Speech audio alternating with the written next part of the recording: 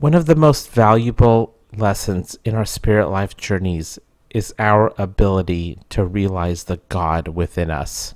I'm referring to the notion that you and only you can create the reality you find yourself in. We cannot realize the God within if we give our power to external authority. That is one of the most significant tests the physical earth realm throws at us. When we enter this realm, most of us enter through the gateways of organized religious and spiritual practices.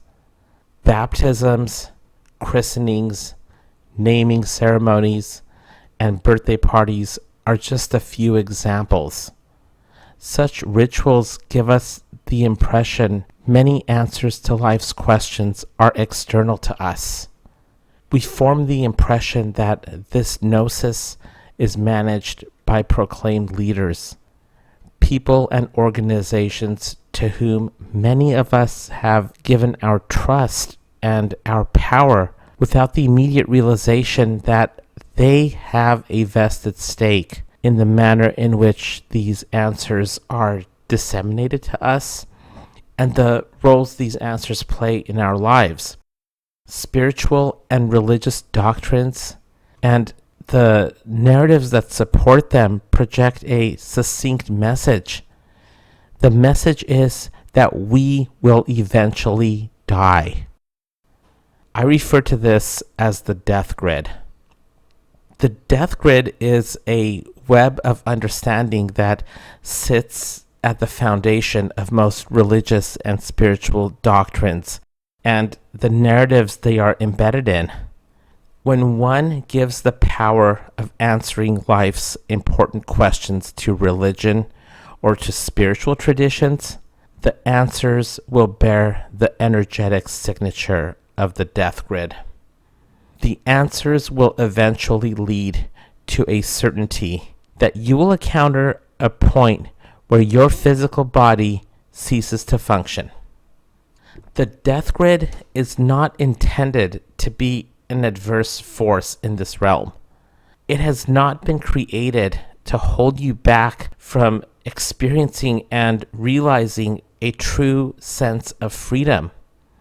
It's there to stand as a buffer between you and the answers to many of life's questions.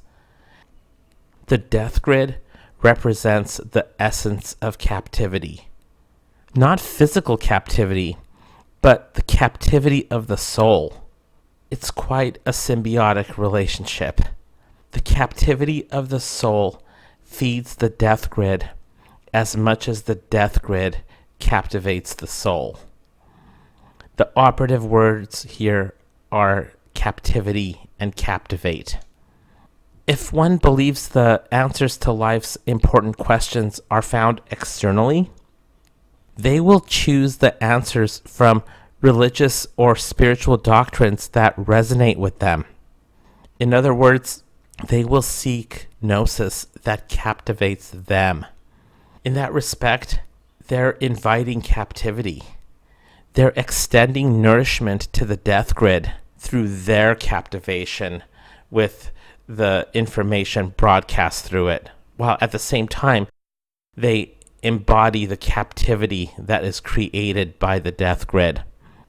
You see, language is the most important element in this realm. Every word you utter and convey is a magic spell. Every word you accept as a building block of the reality you manifest is a magic spell. Words have intentions behind them.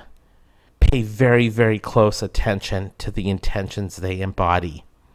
Language plugs us into the death grid because the intent attached to words is able to steer us toward the acceptance of death, toward the acceptance of the doctrine that we shall eventually experience physical death. In order to move outside of the death doctrine, and hence move outside of the death grid, understanding the power and significance of language is of great importance. Once you understand the power of language, you will begin to see the dependent relationships that language creates between you and the narratives that sanctify the prominence of the death grid. Language has made it possible for the death grid to become such a significant part of this realm. Awareness of its role is an important part of exiting the death grid. Remember, the narrative of death is an externally imposed narrative. It has not originated from within you. You walked into it the moment you walked into the physical earth realm. By depending on gnosis that comes to you externally, the narratives of the death grid assume their significance in your life.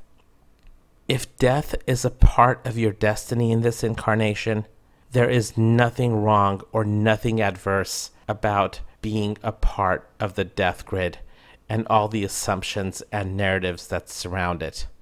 But if death is not your destiny, it is important to understand the role language plays in defining the doctrines that are in the religious and spiritual teachings that most people look upon for answers to important questions about life. So this begs yet another question. If death is such a significant part of the narrative, where are the teachings and doctrines that tell us otherwise? While I'm not here to guide your spirit life journey, this may be a really good moment to begin by asking some very important questions. Do you need an externally imposed belief system or a doctrine to tell you what you already know? Relying on externally imposed knowledge has placed a part of you in the hands of others who have a vested stake in how you make that information a part of your reality. What reason do you have to believe otherwise? Ask yourself if embracing truth in parts is as fulfilling as embracing the truth as a whole. Only you know your own truth. The wisdom you need is already within you. It's a matter of bringing it out and bringing it to fruition. And in order to do that, severing your connectedness to the knowledge that contradicts it is a critical step in the process. That's all for now. Be well, sun gaze, and thrive selflessly.